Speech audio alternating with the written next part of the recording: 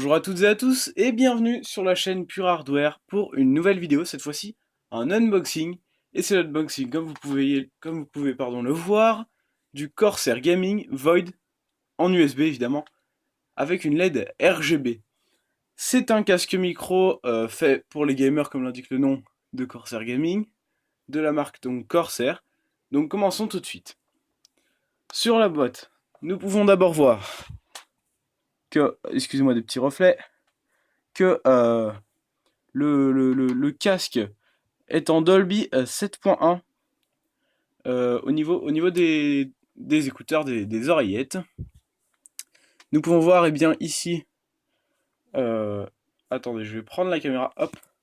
Nous pouvons voir bien ici la mise au point si elle peut se faire, merci, il y a une LED RGB, donc 7,8 millions de couleurs, et qu'il y a des infos par LED sur le micro. Faites pause si vous voulez voir un petit peu plus des informations qui sont situées sur la boîte. Continuons avec l'avant de la boîte. Nous pouvons voir ici que le casque est fait pour longtemps, pour tenir longtemps au niveau du confort. Ici, qu'il y a des infos donc sur le micro, qu'il est en Dolby et en USB. Voyons tout de suite, je repose la caméra, excusez-moi si c'est un peu vomitif. Je repose la caméra, voilà. Voyons tout de suite le côté de la boîte. Donc là, pareil, vous pouvez faire pause si vous en avez envie. Donc on ne voit pas la boîte en entière, voilà, mais de toute façon, bon, vous pouvez voir ici que voilà, c'est toujours pareil, c'est le petit Tecrito de chez Corsair Gaming Void RGB. Je vais donc avancer un petit peu la boîte afin que vous puissiez lire ce qui est noté si vous avez besoin. Faites pause, n'hésitez pas. Ensuite, on va passer au dos de la boîte. Pareil, toujours quelques infos. Au-dessus, vous ne voyez pas, il y a écrit Void et RGB, c'est toujours pareil. Donc quelques infos sur le casque, hein. L'authentique casque en Dolby 7.1 Surround, des infos sur le micro, une LED RGB située sur le côté et des écouteurs revêtus de microfibre et de mousse à mémoire de forme, avec quelques spécifications en bas sur lesquelles je vais zoomer. La mise au point, s'il vous plaît. Donc désolé, je filme avec mon portable, c'est pas génial. J'imagine bien que c'est pas top pour vous non plus, pas pratique pour moi, mais la caméra n'était pas chargée et clairement j'ai trop hâte d'ouvrir le casque. Bon, vous pouvez pas voir. Ah voilà, c'est mieux. Excusez-moi. Donc on peut voir que le connecteur est en USB type A, que le casque est en Dolby, et c'est principalement les infos. Faites pause toujours si vous avez besoin. Hop, nous allons donc remettre la caméra ici et passer sur le dernier côté. Donc sur le dernier côté, toujours le Dolby en haut, vous pouvez pas voir, hop, voilà.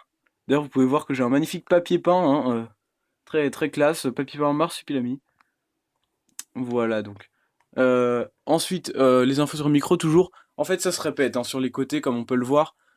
Ici, le Corsair Utility Engine, donc moteur de Corsair au niveau utilitaire. Ici, la commande CUE, c'est une commande numérique que je vous expliquerai tout de suite après. On peut voir que les écouteurs sont de 50 mm et encore une fois, le confort longue durée. Allez, c'est parti, on va ouvrir la bébête. Juste, j'ai oublié, voilà. On peut le voir ici aussi. Il y a eh bien, un petit battant qui s'ouvre, sur lequel il est indiqué encore une fois les mêmes données. Voilà. Voilà, je pense que c'est bon, vous avez eu le temps de lire. On va donc passer à l'ouverture de la boîte, c'est parti.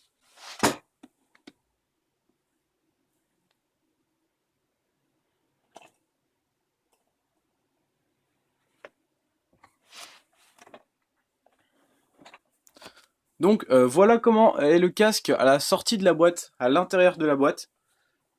Il est sorti sur le côté mais pas sur l'autre côté. On peut ouvrir ce petit loquet et prendre le casque en main. Non, il est fixé derrière, alors on doit tirer tout cela. Excusez-moi si c'est mal cadré. C'est juste que voilà, vu que j'ai pas la bonne caméra, c'est pas génial. Hein. Filmer avec le smartphone, il y a eu mieux. Donc on peut voir que le casque est assez bien protégé sur la gauche avec du plastique que je vais essayer d'enlever tout de suite. Attention à pas abîmer le casque en faisant cela, c'est un peu dangereux. Sinon je vais faire comme ça. Je sais pas comment faire.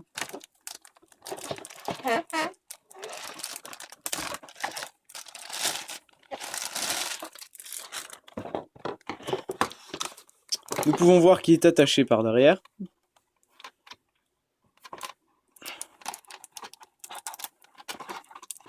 Et que le câble est en dessous. Hop.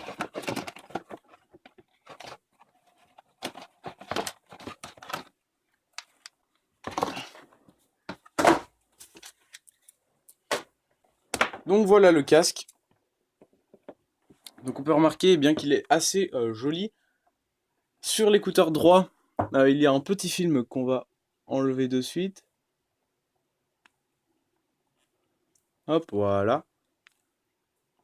On peut voir ici eh bien, la LED qui s'allumera et qu'on pourra, sur laquelle on pourra régler la couleur. Donc avec le logo Corsair, entre autres. On peut voir un espèce de plastique soft touch sur le dessus. Avec eh bien, la possibilité de régler son casque des deux côtés. Sur le côté à gauche, on peut voir eh bien, qu'il est noté Corsair avec mon éclairage absolument mauvais à cause de ma vidéo faite avec la Mouse Caméra. On enlève le petit élastique. Hop, oula. Ah ok, c'était voulu. Excusez-moi. On enlève donc le petit élastique qui retient le micro au casque. On passe donc sur l'écouteur gauche. Il est encore en plastique, d'accord. Alors, je vais peut-être pas l'enlever, j'en sais rien, je verrai.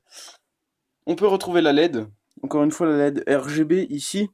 Un bouton mute qui est directement donc sur l'écouteur gauche. Et un micro dépliable si besoin. Et déjà un petit peu pré-plié, si j'ose dire. Puisqu'on peut voir eh bien, qu'il est déjà devant la bouche. Voilà. Ensuite, il y a ici le bouton. Je ne sais plus le nom du bouton. Excusez-moi. Je regarde vite fait la notice. C'est le bouton CUE qu'on ne voit pas bien, donc je vais approcher une source de luminosité. Voilà. C'est ce bouton-là que l'on peut voir. Excusez-moi, je m'y prends mal. Hop, on peut faire plus ou moins, en quelque sorte, vers le haut ou vers le bas. Donc c'est un bouton aussi situé sur l'oreillette gauche.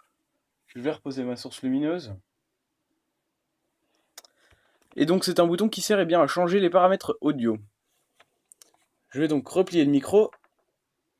Et je pense avoir tout dit, si ce n'est le câble extrêmement long. Là il est enroulé, mais il y a vraiment pas mal de câbles. Ça doit être noté quelque part, je vais vous dire ça tout de suite. Je suis donc allé voir, je n'ai pas trouvé d'informations, après je n'ai pas non plus extrêmement cherché concernant la longueur du fil. Et j'ai eh bien trouvé, selon moi, parce que j'ai déballé donc le fil, que l'on peut voir ici, que je passe.